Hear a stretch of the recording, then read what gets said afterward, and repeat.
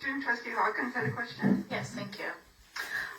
In remarks from our final speaker this evening, the book Looking for Alaska was mentioned. 2 years ago in my grade 10 English class, Looking for Alaska was a book that our class read and reflected on.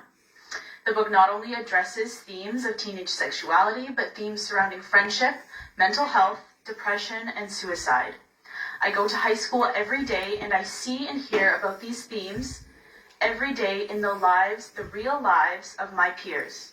The opportunity to read Looking for Alaska provided my class with an opportunity for discussions about mental health and to learn how to support our peers through challenging times. The teacher provided a trigger warning to students about the content that would be displayed in the book and throughout discussions in class. Is it expected that teachers provide trigger warnings when instructing students to consume media that relates to potentially triggering or concerning topics? Superintendent Howard? Yes, teachers should be previewing all information and preparing their class for the topics that are addressed, absolutely. Supplementary? Superintendent Hawkins? Thank you. Oh, that's a big promotion.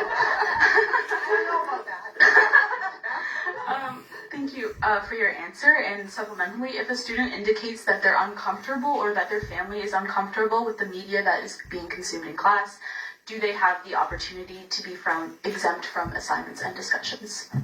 An alternate reading opportunity would be provided, yes. Thank you. It's from trustees. Trustee Armstrong? Well, thank you. She's smarter than I am, my goodness. So that kind of answered my question because, again, as a classroom teacher, I'm trying to think, when would I use these resources? Because it's opening up a can of worms. We had a lot of angry parents here tonight.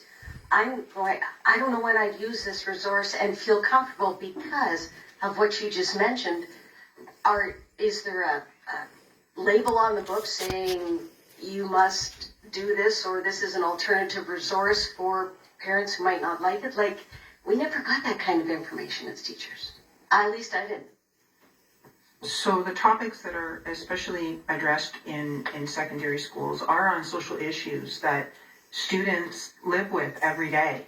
And part of our work in education is to raise consciousness and understanding in that area, right? So that they can become social activists and helpers in addressing some of the major social issues we have in our communities. That's education. It's about making the world better. So do teachers have prompts to it? Second, we just did a renewal of all secondary English resources. So with that comes professional development. And then the kits at the media center, which need to be reviewed. Right now, that is one of the next areas to review. But we generally provide a descriptor for all teachers of the main topic that are being addressed. And they make decisions of if they do a whole class novel. And when I was an intermediate teacher, I would, sometimes I loved this, mixing it up and letting the children choose the topics as well. So tried to mix it up a little bit. But yes, they do have an overview of what the books are. Are there any other trustees with a question for the first time? Trustee Cook and then Trustee